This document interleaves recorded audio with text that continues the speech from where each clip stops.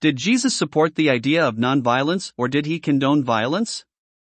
This is a question that has been debated by theologians, historians, and believers for centuries. The answer is not straightforward, as there are different interpretations of Jesus' teachings and actions in the Bible. However, let's explore some key aspects of this topic to gain a deeper understanding of Jesus' stance on violence. First of all, it's important to note that Jesus' ministry was marked by a message of peace, love, and forgiveness. He preached the famous Sermon on the Mount where he taught his followers to turn the other cheek, love their enemies, and pray for those who persecute them. He also emphasized the importance of reconciliation and peacemaking, saying, "Blessed are the peacemakers, for they shall be called children of God." Furthermore, Jesus' actions demonstrate his commitment to nonviolence. When he was arrested and taken to trial, he did not resist or fight back, even though he was innocent and faced a brutal death. He healed the ear of one of his captors who was injured in the struggle, showing compassion towards his enemies.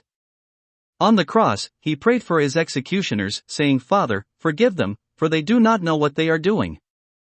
However, there are also instances in the Bible where Jesus seems to condone violence. In the temple, he drove out the money changers and overturned their tables, using physical force to make his point. He also said, "I have not come to bring peace, but a sword," which some interpret as a call to arms. So, what can we make of these seemingly conflicting messages?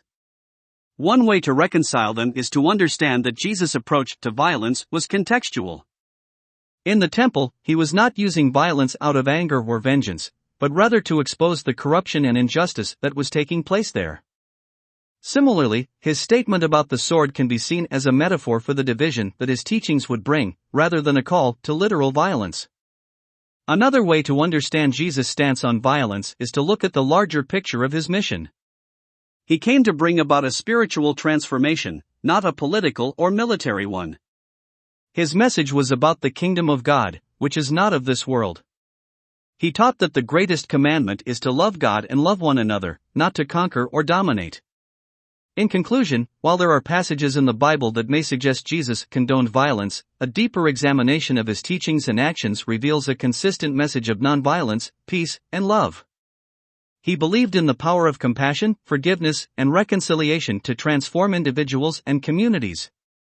As his followers, we can strive to embody these values in our own lives and work towards a world where violence is no longer necessary.